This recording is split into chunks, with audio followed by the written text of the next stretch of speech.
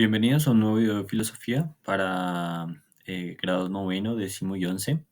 En este caso hablaremos un poco de René Descartes.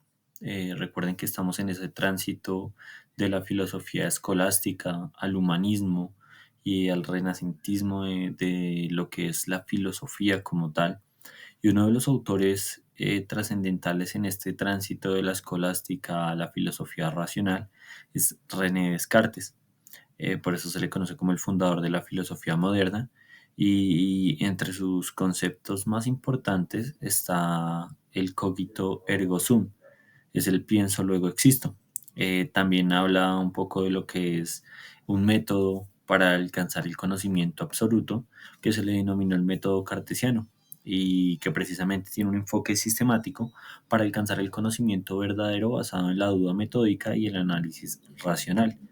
Entonces, él establece un método consecuente en donde se deben seguir cuatro reglas principales para llegar a ese análisis racional absoluto y a una verdad basada en esos medios.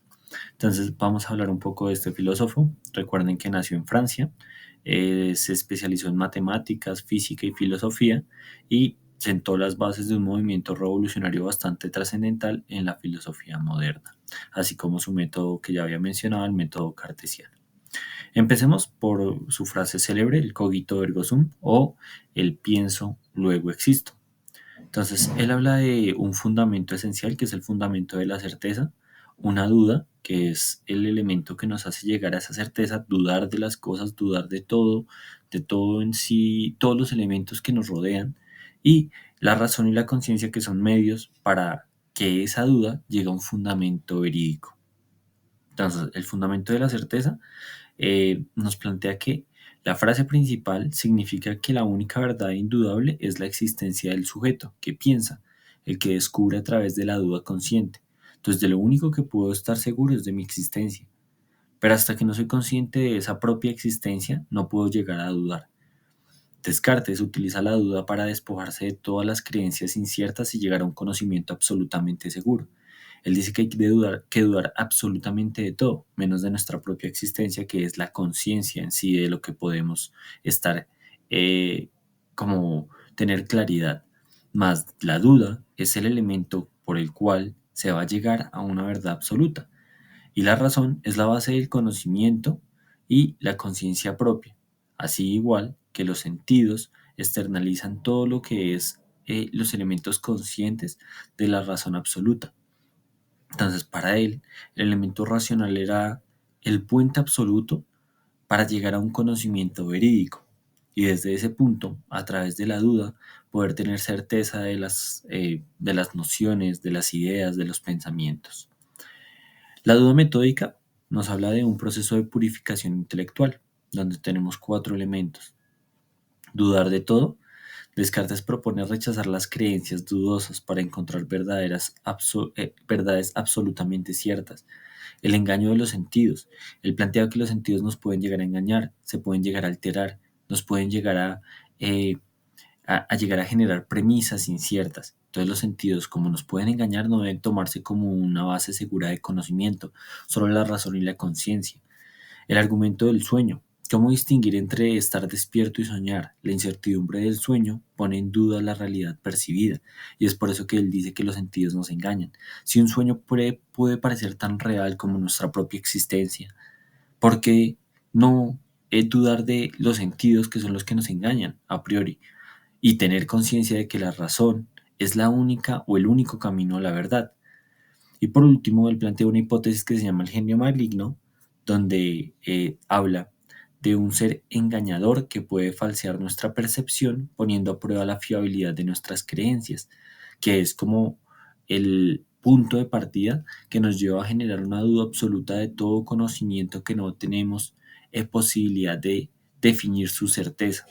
Entonces, desde este punto, él decía que todo conocimiento que nosotros tengamos tenemos que llevarlo a contrastarse por medio de la duda, dudar de ese conocimiento, hasta llegar a un punto absoluto de veracidad en donde podamos creer o entender ese conocimiento como verdadero. Ahora viene el método cartesiano, que es fundamental. Entonces, ese método se basa en cuatro reglas fundamentales. La evidencia, que como tal parte de solo debemos aceptar ideas que sean claras y distintas, es decir, indudables. El análisis, dividir las cuestiones complejas en partes más pequeñas para facilitar su estudio. La síntesis, reconstruir las partes de un todo coherente creando una visión global del problema. Y la comprobación, que es el último paso del método cartesiano, donde debemos revisar todo el proceso para garantizar que no se haya cometido ningún error.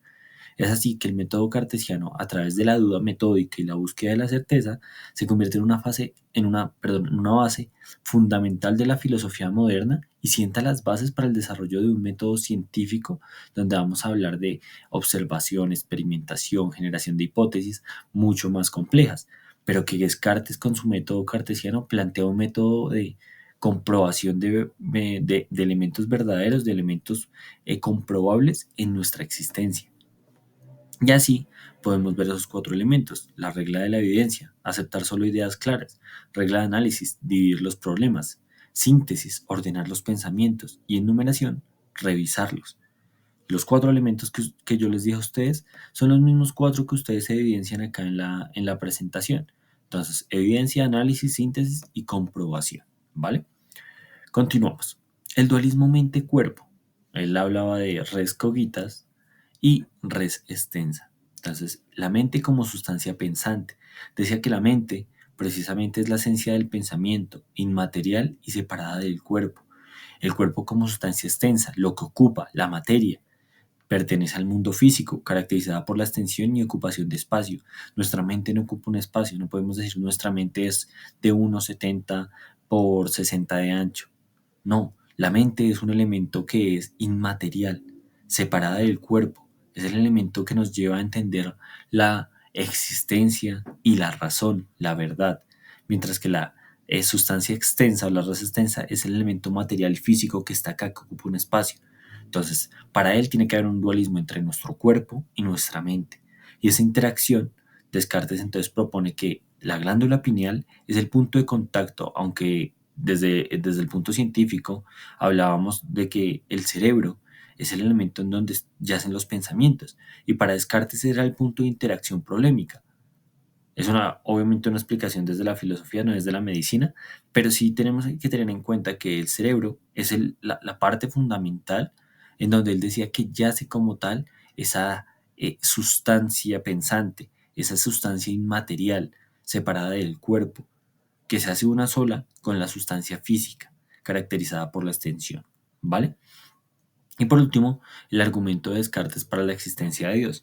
A pesar de que Descartes, como les venía hablando, trata de generar un método para corroborar elementos verídicos, y hablando de que en la escolástica se hizo muy complejo a través de la razón y razón-fe llegar a la conclusión de la existencia de Dios, Descartes hacía un argumento interesante en la relación de la existencia de Dios con la razón. Y Descartes sostiene que la idea de Dios como ser perfecto está presente innatamente en la mente humana, pero que nuestro conocimiento está limitado. Nosotros no podemos llegar a entender o a conocer un ser superior a nuestro entendimiento humano. Entonces la perfección implica existencia, por tanto Dios, siendo perfecto, debe existir necesariamente. Dios asegura que lo claro y distinto en nuestra mente corresponde a la realidad, evitando el engaño. Y desde ese punto, para él Dios existe, pero a través de nuestra razón, de nuestros sentidos, de nuestra conciencia, no podemos llegar a conocerlo. Él dice que hay un punto de existencia divino, pero que nuestro entendimiento está limitado para comprender a un ser tan poderoso, tan superior. Y por último, hablemos del impacto y se podría decir, el legado de la filosofía de Descartes. Entonces tenemos el racionalismo, que es la filosofía que él desarrolla, pensamiento crítico en ciencia, filosofía, la base a la ciencia moderna con el método cartesiano, las controversias que él plantea precisamente en el dualismo de mente-cuerpo, que genera un debate bastante fuerte porque pues, para muchos la mente y el cuerpo es un solo elemento. Uno es consciente de la existencia del otro y el otro a priori genera efectos de esa conciencia, de esa realidad del ser humano. El legado: Descartes es el padre de la filosofía moderna, influyendo en el siglo de pensamiento occidental y en todo como tal recorrido filosófico. Y por último, hablamos de la conclusión de los cuatro elementos que hemos manejado. Primero, pienso, luego existo. El método cartesiano con sus 4 elementos, con sus 4 bases: evidencia, análisis, síntesis y comprobación.